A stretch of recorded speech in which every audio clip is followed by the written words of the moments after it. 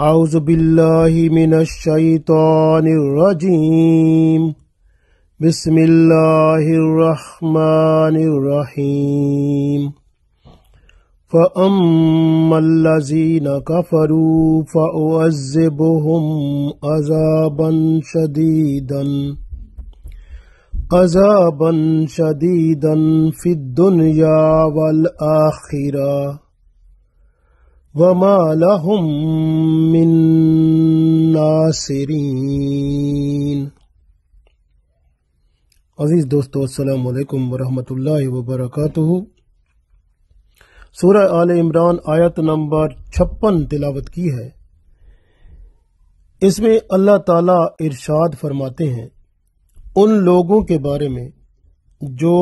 نبیوں کی تعلیمات پر عمل نہیں کرتے، ان کا انکار کر دیتے ہیں، تو اللہ تعالیٰ نے ان کے لیے دنیا میں بھی عذاب رکھا ہوا ہے اور آخرت میں بھی شدید عذاب ہوگا، اور کوئی مددگار ان کو نہیں ملے گا۔ پڑھتے ہیں، ارشاد ہے فَأَمَّا الَّذِينَ كَفَرُوا، فَأَمَّا الَّذِينَ، پھر جن لوگوں نے کفروا کفر کیا یعنی انکار کیا، فَأُعَذِّبُهُمْ، پس انہیں عذاب دوں گا، عذاباً شدیداً، شدید عذاب دوں گا ان کو، سخت عذاب، فی الدنیا، دنیا میں، والآخرہ، اور آخرت میں، وما لہم، وما اور نہیں ہے، لہم ان کے لیے،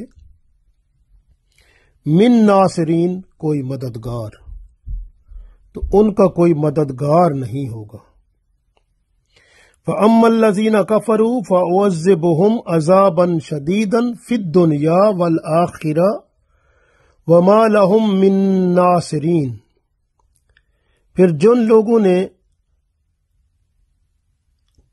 کفر اور انکار کی روش اختیار کر لی ہے، انہیں دنیا اور آخرت میں دونوں میں سخت سزا دوں گا اور وہ کوئی مددگار نہیں پائیں گے۔ تو اللہ تعالیٰ نے یہ اعلان کر دیا ان لوگوں کو جنہوں نے انکار کیا، جیسے عیسیٰ علیہ السلام آئے، انہوں نے اللہ تعالیٰ کا پیغام لوگوں تک پہنچایا، تو لوگوں نے یعنی یہودیوں نے، بنی اسرائیل کے جو لوگ تھے، انہوں نے عیسیٰ علیہ السلام کی تعلیمات کا انکار کیا، ان کے خلاف پروپیگنڈا کیا، ان پر الزام لگائے، تہمتیں لگائیں، اور جتنا تک ہو سکتا تھا ان کو رسوا کرنے میں کوئی کسر نہ چھوڑی۔ آخر کار انہوں نے ان کو قتل کرنے پر بھی کوئی کمی نہ کی، بلکہ رومی بادشاہ کی عدالت تک ان پر کیس کر دیا اور الزام لگایا کہ یہ محصول جو وصول کرتے ہیں یعنی ٹیکس وغیرہ، تو یہ لوگوں کو عیسیٰ علیہ السلام فرماتے ہیں کہ آپ ٹیکس ان کو نہ دو، ان کو ٹیکس موصول وغیرہ نہ دو۔ تو اسی طرح سے یہ بھی پروپیگنڈا کیا کہ یہ خود بادشاہ بننا چاہتے ہیں۔ پھر یہ بھی انہوں نے حضرت عیسیٰ علیہ السلام کے بارے میں لوگوں کو بتایا کہ ہماری کتاب جو تورات ہے، یہ اس میں تبدیلیاں کرتے ہیں اور تورات کی تعلیمات کو بدل دیتے ہیں،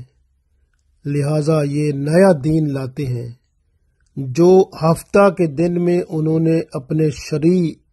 اصول جاری کیے ہوئے تھے،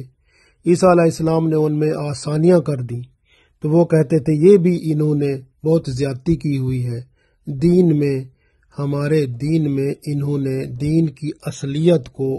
اکھاڑ کے رکھ دیا ہے۔ اسی طرح وہ کہتے تھے کہ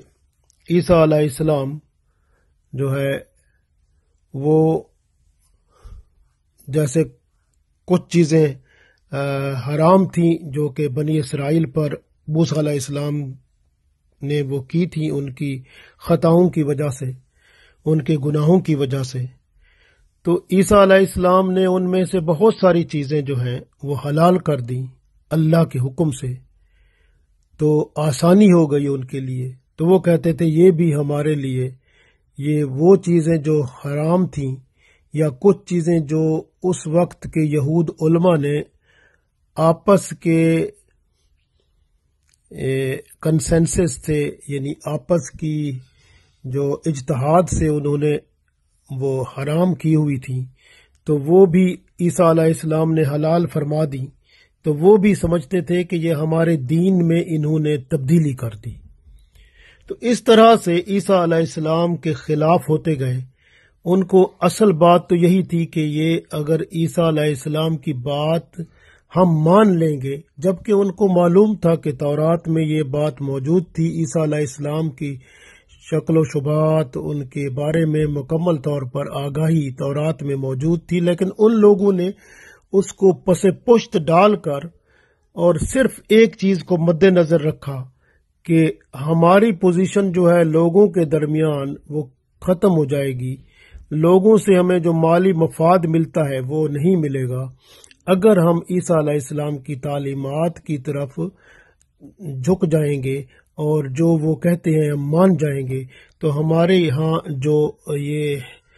انعام و اکرام ہوتے ہیں رومن کی طرف سے، رومیوں کی طرف سے ہوتے ہیں، یا ہمارے اوپر یہودی جو دوسرے اعتبار کرتے ہیں اور لوگ جو ہیں ہماری بات کو مانتے ہیں اور ہمیں مفاد ملتا ہے ان سے مختلف شکلوں میں، تو وہ ختم ہو جائے گا۔ تو اس لیے وہ عیسیٰ علیہ السلام کی طرف رجوع نہ کیا، بلکہ ان کے مخالف بن گئے اور ان کی حتیٰ کہ ان کے قتل پر ہی آمادہ ہو گئے۔ تو یہ پچھلی آیات میں جو اللہ تعالیٰ نے فرمایا تھا، یہ پیغمبروں پر ایمان نہ لانا، یعنی عیسیٰ علیہ السلام پر ایمان نہ لا کر انہوں نے انکار کیا، اس لیے اللہ تعالیٰ نے فرمایا فَأَمَّا الَّذِينَ كَفَرُوا، پس جن لوگوں نے کفر کیا، انکار کیا، فَأُعَذِّبُهُمْ عَذَابًا شَدِيدًا، تو اللہ فرماتا ہے میں ان کو سخت عذاب دوں گا، فِي الدُّنْيَا وَالْآخِرَةِ، دنیا میں اور آخرت میں، وَمَا لَهُم مِّن نَاصِرِينَ، تو ان کا کوئی مددگار نہیں ہوگا۔ تو گویا یہ جو یہودی ہیں ان کا حال یہی ہے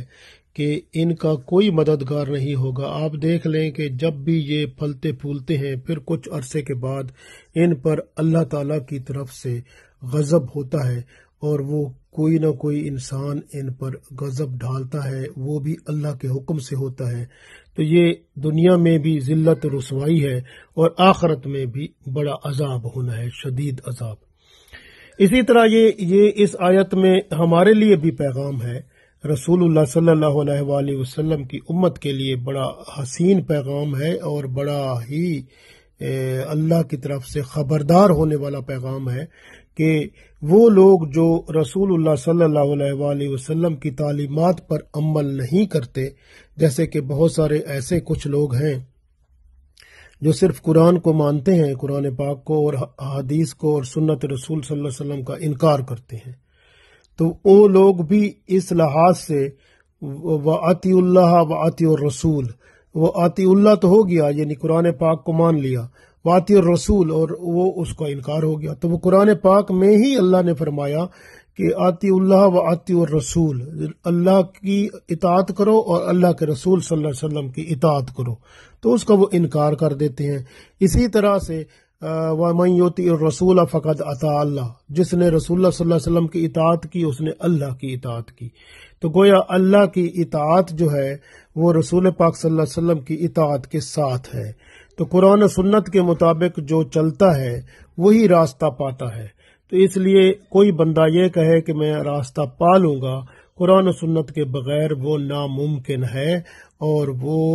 اگر گمراہ ہونے کا خطرات بہت زیادہ ہیں اور پھر وہ راستے سے بندہ ہٹ جاتا ہے۔ اس لیے اس کو فرمایا وہ منکر ہو جاتا ہے، انکار کر لیتا ہے، پھر کفر میں چلا جاتا ہے، پھر اللہ نے ان کے لیے عذاب تیار کر رکھا ہے۔ اس لیے جو اختلاف کرتے ہیں، جیسے بعض لوگ ہوتے ہیں قرآن و سنت سے ہی اختلاف کر دیتے ہیں، کسی نہ کسی بات سے انکار کر بیٹھتے ہیں یا اختلاف کر بیٹھتے ہیں، تو یہ اختلاف کرنے والے بھی وہ اسلام کی حدود سے باہر چلے جاتے ہیں۔ تو اس لیے قرآن و سنت سے اختلاف کرنا اسلام سے باہر جانا ہے، اس لیے کہ رسول پاک صلی اللہ علیہ وآلہ وسلم نے جو بات فرمائی وہ اللہ کا حکم تھا، اس لیے کہ اللہ کے حکم کے بغیر آپ صلی اللہ علیہ وسلم بات فرماتے ہی نہیں تھے۔ تو اس لیے رسول پاک صلی اللہ علیہ وآلہ وسلم کی بات پر عمل کرنا اتنا ہی اہم ہے جتنا اللہ کی بات پر عمل کرنا، کیونکہ اطیع اللہ کے ساتھ اطیع الرسول آیا ہے کہ اللہ کی اطاعت کرو اور رسول اللہ صلی اللہ علیہ وسلم کی اطاعت کرو۔ گویا قرآن و سنت کے مطابق زندگی گزارنی ہوگی۔ اگر ایسا نہیں کریں گے تو پھر یہ دنیا بھی ذلت و رسوائی بن جائے گی اور آخرت میں بھی عذاب شدید ہوگا، جیسے اللہ نے فرمایا فَأَمَّا الَّذِينَ كَفَرُوا فَأُعَذِّبُهُمْ عَذَابًا شَدِيدًا فِي الدُّنْيَا وَالْآخِرَةِ وَمَا لَهُم مِّن نَّاصِرِينَ۔ پھر جن لوگوں نے کفر کیا، انکار کیا، اللہ فرماتا ہے ان کو عذاب دوں گا، سخت عذاب، عذابًا شدیدًا